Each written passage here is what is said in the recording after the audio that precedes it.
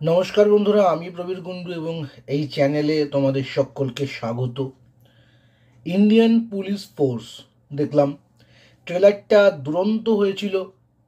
Even এই সিরিজের প্রথম এপিসোডেরও প্রথম অংশ বেশ ভালো স্টার্ট নিয়েছিল। একটা গুজবাম্পস ছিল, টেররিস্টরা অ্যাটাক করছে দিল্লিকে, দিল্লি শহরকে বাঁচাতে হবে, এবং কিছু পুলিশ অফিসার যারা খুব সাহসী, তারা এই কেসটাকে ডিল করছে, হ্যান্ডেল করছে। কিন্তু যত সিরিজ এগোতে থাকলো তত এর যে গ্রিপ সেটা আস্তে আস্তে কমতে শুরু করলো। আমার মনে হয় যাদের বয়স 12-15, হ্যাঁ, তাদের হয়তো এই সিরিজটা বেশ ধামাকেদার লাগবে। দারুণ কিছু গ্রাফিক্সের সিন আছে, খুব ব্লাস্টিং কিছু ব্যাপার আছে, চেজিংয়ের সিনগুলো বেশ ভালো, মানে তাদের জন্য ঠিক আছে। নচেত আমার কাছে এই সিরিজটা খুব একটা উপভোগ্য হয়নি।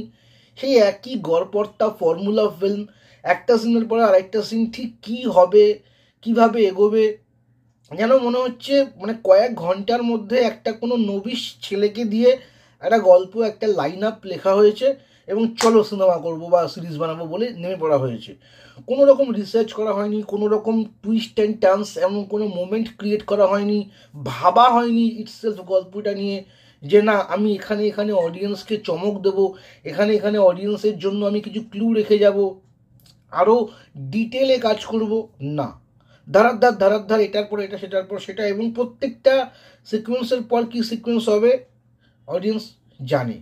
যারা এ ধরনের সিনেমা দেখেছে এবং হচ্ছে এত, যে আমরা জানি এটার পর এটা হবে, এটার পর এটা হবে। ফলে নতুন কিছু নেই। খুব যে পাওয়ারফুল অ্যাক্টিং হয়েছে সেরকমটাও নয়। বিবেক ওবরয়কে ফার্স্ট ফার্স্ট এপিসোডেই, সেকেন্ড এপিসোডেই বোধ হয় তার সিন শেষ, তাকে মেরে ফেলা হলো। ফার্স্ট এপিসোডেই আই থিঙ্ক, আমার এই মুহূর্তে মনে পড়ছে না ফার্স্ট এপিসোড কি সেকেন্ড এপিসোড হবে। বিবেক ওবরয় ইন্টেন্স অ্যাক্টিং দেখবো বলেও ওয়েট করছিলাম, কিন্তু কি হলো, ফার্স্ট এপিসোডেই তাকে যদি এরকমভাবে শেষ করে দেওয়া হয়।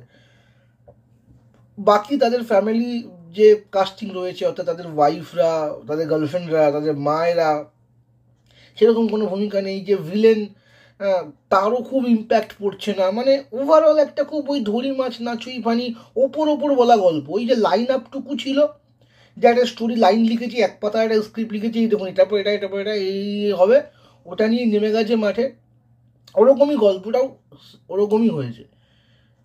তো আমার একদম পোষায়নি। হ্যাঁ, গাড়ি ফাড়ি উড়েছে, খুব দারুণ লেগেছে, কালার ফালারগুলো হলিউড লেভেলের ছিল, দারুণ কিছু অ্যাকশন ছিল।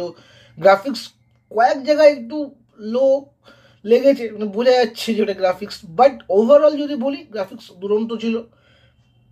সিদ্ধার্থ মালহোত্রার পারফরমেন্স ভালো ছিল, কিন্তু সিদ্ধার্থ মালহোত্রা এর আগে এরকম ধরনের পারফরমেন্স দিয়েছে, তার থেকে খুব বেশি আলাদা কিছু ছিল না। শিল্পা শেঠির তো ক্যারেক্টারের সেরকম কোনো দমই নেই। যতটা দম, যতটা তাকে দেখানো হচ্ছে বিশাল কিছু একটা, সেরকম কিছু সে করছে না। মানে তার প্রেজেন্সই আছে, ওই একটাই একটা অ্যাটিটিউড নিয়ে সে পুরো সিনেমাটা, পুরো সিরিজটা করলো। শেষের দিকে যে ওদেরকে ধরে নিয়ে পালিয়ে আসা, কি একটা ওই নিয়ে একটা ঘচপচ একটা সিরিজ, আমার একদমই পোষায়নি। আমি বললাম, যাদের হয়তো আপনারা আমার সঙ্গে এগ্রি নাও করতে পারেন, বাট যাদের ওই বয়সটা একটু কম, 12, 13, 15, তাদের হয়তো হেভি লাগবে, বা কী হচ্ছে অ্যাকশন, কিন্তু আমার ভালো লাগেনি। তো এটা কিন্তু আমার রিয়েল অনেস্ট রিভিউ। আমি এখানে ভালো বা খারাপ বলতে আসি না, আমি এখানে আমার কেমন লেগেছে সেটা বলতে আসি। তাও 10টা সিনেমা দেখলে একটার হয়তো রিভিউ করি। তো যাই হোক, এই ছিল আমার মতামত। কেমন লেগেছে তোমাদের? যদি কোনো ইন্ডিভিজুয়াল মতামত থাকে আমাকে কমেন্ট করে জানাও। কমেন্ট খুব কম আসে, আমার আমার সত্যি একটু কষ্টই লাগে যে এত বছর ধরে ভিডিও বানাচ্ছি, কমেন্ট কেউ করে না। খারাপ ভালো এনিথিং, মানে তোমাদের কেমন লেগেছে তা আমি জানতে চাই তোমাদের থেকে। যদিও আমার চ্যানেলে বেশিরভাগ অডিয়েন্সই সিনেমা দেখে না, তারা পলিটিক্যাল খবরাখবর রাখতেই বেশি ভালোবাসে, কিন্তু আমি পলিটিক্যাল ভিডিও বানানো একটু কমিয়ে দিয়েছি। আমি একটু, যেটা ছিল চ্যানেলটা এন্টারটেনমেন্ট বেস, সেটার থেকেই বেশি ফোকাস রাখছি। তো যাই হোক, এই বলে আজকে